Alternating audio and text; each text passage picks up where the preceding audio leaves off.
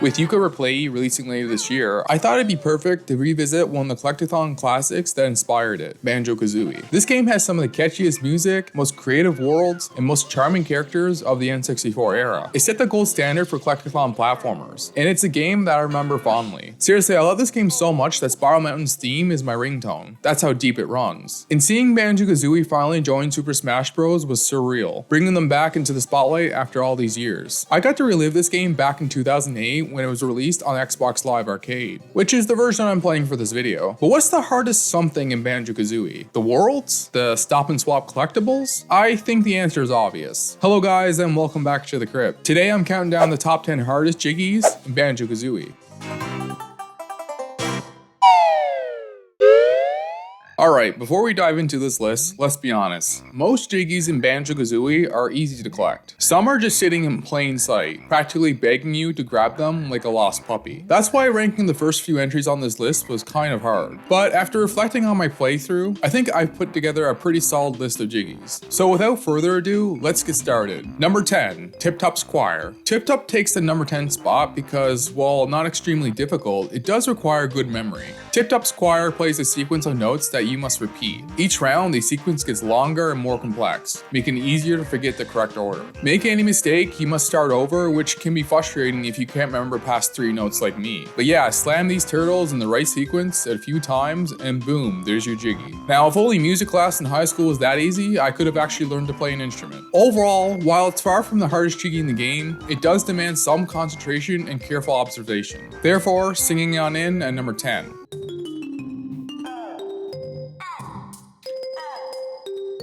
Oh you know, I honestly forgot it already. What was the middle? Left and right, yes. Oh, nope. It's this one. And then this one.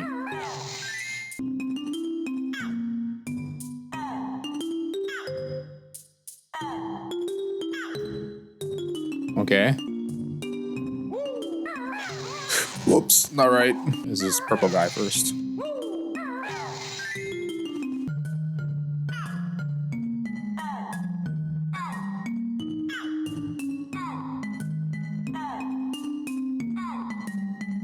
Okay, got the pattern down. Here we go.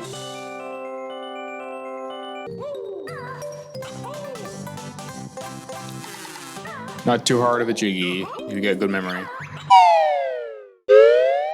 Number 9, King Sandybutt's Maze. King Sandy-Ass's maze isn't necessarily difficult in terms of execution, but if you're not fast enough, you're going to fail. I included this Jiggy on the list because, as a kid, I remember it being stressful. The ticking timer and intense music gave me anxiety, so I always dreaded collecting this Jiggy. To make matters worse, the witch switch is also hidden inside this maze. So not only are you racing the clock to escape, but you also need to find and hit a switch to unlock another Jiggy in Grunty's lair. That said, this challenge is easily manageable by using Talon Trot, which makes navigating the maze much quicker. Even with a few wrong turns, I was still able to hit the switch and reach the exit with plenty of time to spare. The collapsing ceiling does add a sense of urgency, which can be stressful for first-time players. But for experienced players, it's a cakewalk. And that's why this Sandy-Ass Jiggy is at number 9.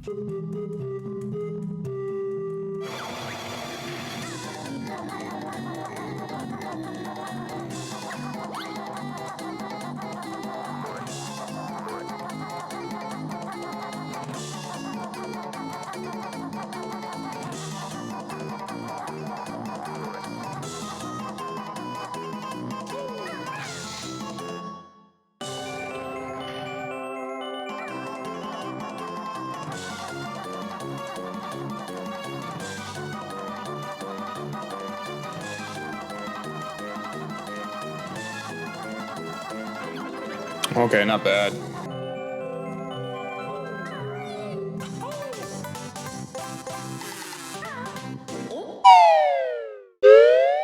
Number 8. Tumblar's Ouija board puzzle. What's harder than spelling out Banjo-Kazooie in the sandcastle? Spelling it out while riding an ice cube. Oh, and there's also a purple ghost moving around, but honestly, he's not really an issue. So why is Tumblar's Jiggy ranked at number 8? Well, for starters, there's a fairly strict time limit to spell out Banjo-Kazooie. And unlike in the sandcastle, the letters aren't conveniently written out on the wall for you. On top of that, one mistake, whether it's spelling it wrong or accidentally hitting a grunty tile, results in taking a hit. So while it's not incredibly difficult, Tumblar's Ouija board puzzle is definitely a more challenging Jiggy to collect, slipping in smoothly at number 8.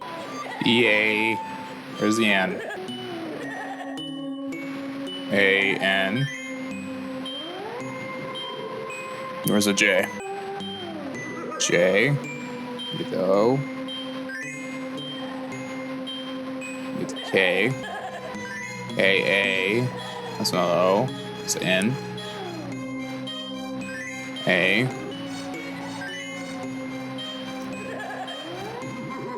Another O. Another O should be over here. I-E.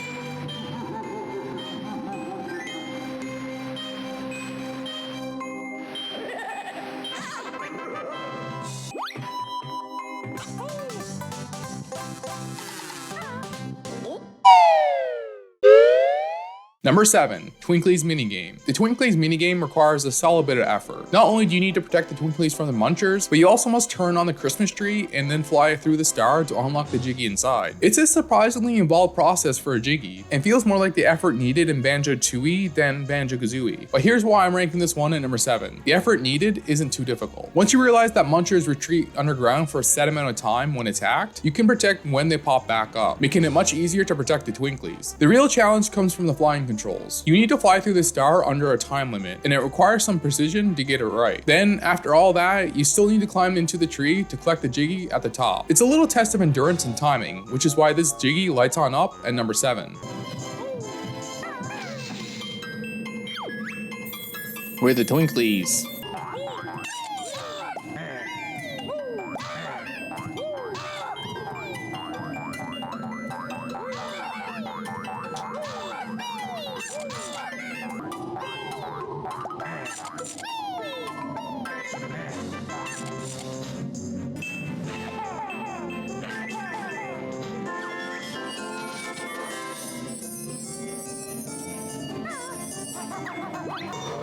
Geez, this one's quite involved. The more harder ones, I guess.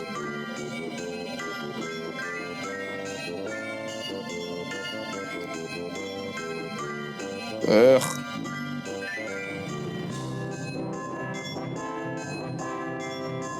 And one more. There we go.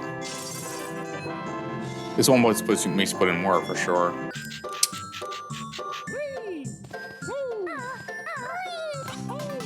Damn it. Jeez, that was probably the hardest part. Number 6, Eyrie the Eagle. So this eagle mom just ups and leaves her baby for us to raise. Where'd she go? Did you get the milk? Or was that the dad? Anyway, we're left to hatch, feed, and evict this baby eagle across all 4 seasons in Click Clock Wood. Like the Twinklies, Eyrie's Jiggy isn't particularly hard, but it is much more involved. First, you hatch Eyrie in spring. Then in the next season, you need to collect 5 worms to feed him. These worms are scattered all over the world, so you'll likely be collecting them while exploring. But it doesn't stop there. In the next season, you gotta collect another 10 worms for him. Thankfully, any leftover worms from the previous season carry over, so it's not as bad as it sounds. Finally, when winter rolls around, Eyrie leaves the nest, checking out the digested worm-covered Jiggy as a reward. As you can tell, this Jiggy is extremely time-consuming, and climbing up the massive tree to reach Eyrie each season isn't exactly a quick jaunt either. To conclude, being Eagle Mama is quite the task. Therefore, this Jiggly rightfully earns its place at number 6.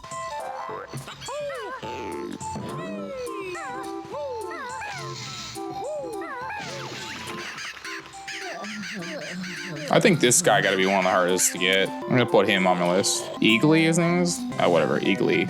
Jiggy, I'll say. What do you need? I think he just needs 5, doesn't he? Alright, now he's fed in winter. I wish my life was that easy, you know, just get fed and sleep for several months. Oh, okay.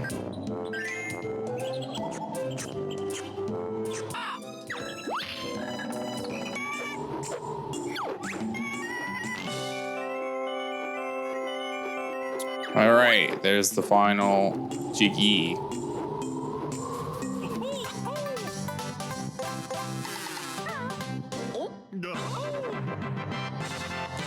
That's every Jiggy in the game.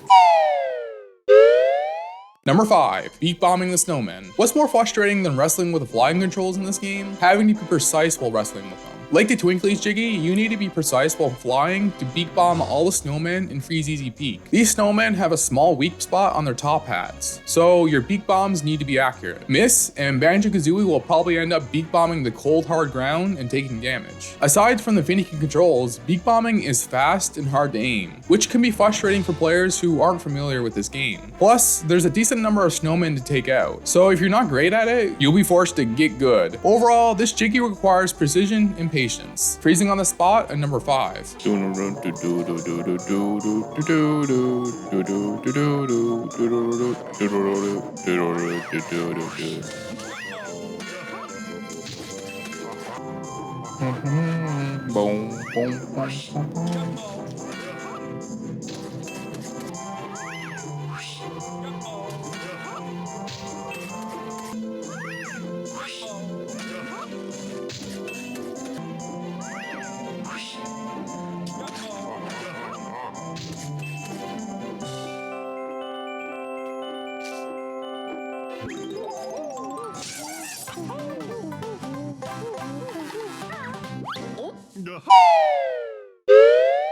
Hey guys, quick interjection here. If you liked the video so far, leave a like and subscribe down below. And hey, I actually have a Discord server in the description called The Crypt. But also let me know what games you'd like for me to play in the future. Now anyway, back to the video.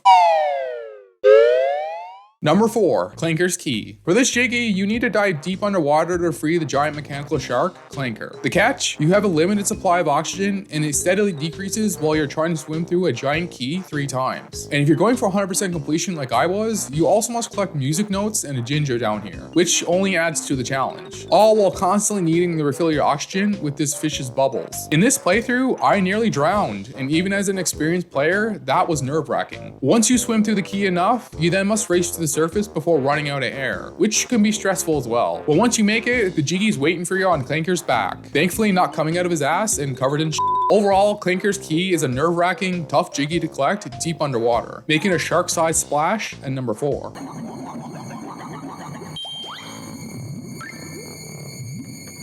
More air, come on. Boom, boom, boom, boom, boom, boom. Ah, give me the ball.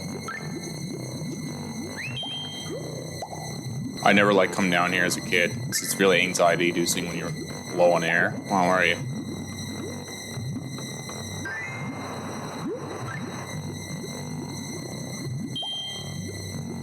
Still anxiety-inducing for me. The controls are a bit too stiff to hit these bubble accurately.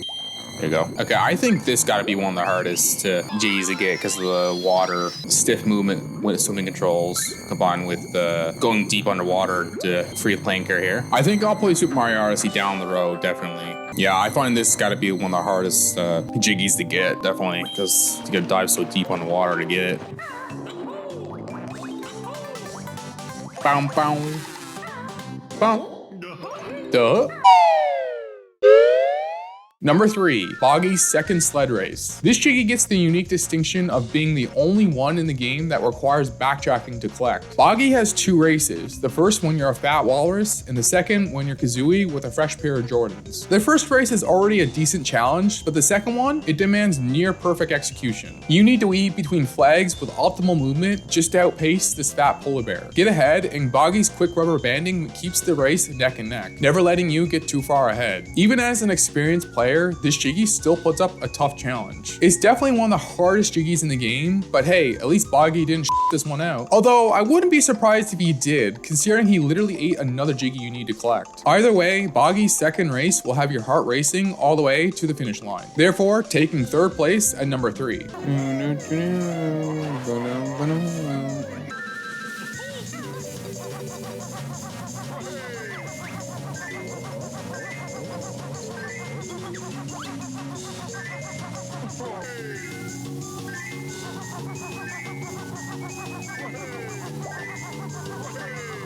God, this race is pretty close.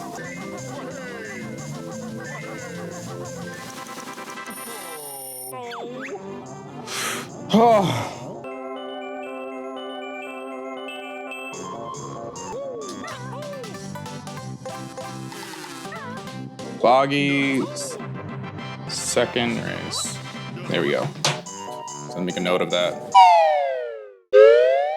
Number 2, Mr. Vile's minigame. Befitting of his name, this Jiggy is most definitely vile to collect. After transforming into a gator, you can challenge Mr. Vile to a 3-round eating contest. Round 1, eat only red grubs. Round 2, eat only yellow grubs. And round 3, eat whatever grub is displayed on screen. So why is this Jiggy so hard to collect? RNG. These grubs appear in a random order, meaning you can easily get screwed over by bad luck. However, the first 2 rounds aren't too bad since Mr. Vile moves at a manageable speed. If you're quick to chomp down on grubs, you can easily win these rounds. But the final round, it's brutal without those Jordans. Mr. Vile moves ridiculously fast, making it nearly impossible to keep up. And because the required grubs constantly change, you need to adjust your priorities on the fly. As an experienced player, the best strategy is to steal grubs that Mr. Vile is going for. But even with that, this round is still incredibly tough. Overall, Mr. Vile puts up one of the toughest Jiggies to collect in the game, chomping its way into the number 2 spot.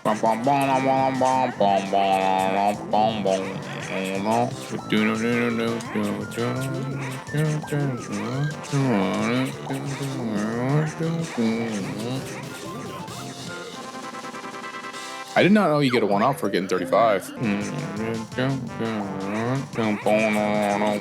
on, where's... Oh my god, I'm neck and neck, actually. Can't let him eat them. No, you know.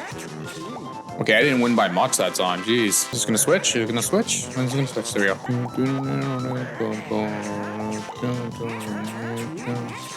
This is actually quite hard. Oh my god, I'm neck and neck with him.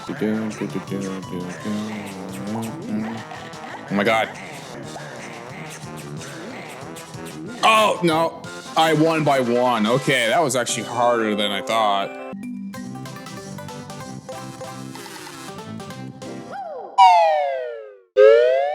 Number 1, Rusty Bucket Bay Propellers. Okay, so a lot of you saw this coming. You saw it coming, I saw it coming, even Billy next door saw it coming. This Jiggy first requires you to slow down the ship's fans in the engine room, given you find the entrance to that room. Once you reach the engine room, you have to navigate spinning pistons and rotating machinery over instant death pits. Make it through and you'll reach the switch that stops the ship's propellers. But the real challenge begins after that. The moment you activate the switch, a tight time limit starts, and you must race back through the engine room to reach the back of the ship before time runs out. One mistake, and you're doing the entire engine room again. The insane difficulty, precise platforming, and time pressure makes this, hands down, the hardest Jiggy to collect in Banjo-Kazooie, earning the number 1 spot. Arguably the hardest Jiggy in the game.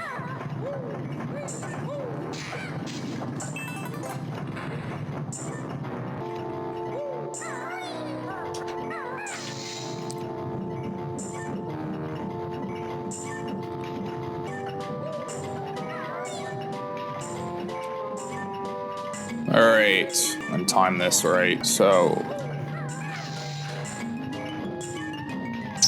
hopefully I timed that right. Wait for this to turn again. Okay. Keep going, keep going, keep going.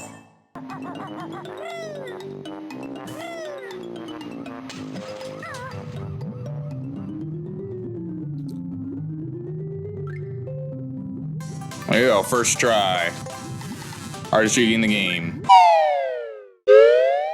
And that was my top 10 hardest Jiggies in Banjo-Kazooie. Do you agree with my ranking, or did I this Jiggy list out? Let me know in the comments down below. And with that being said, thank you guys so much for watching, and I'll see you in the next one.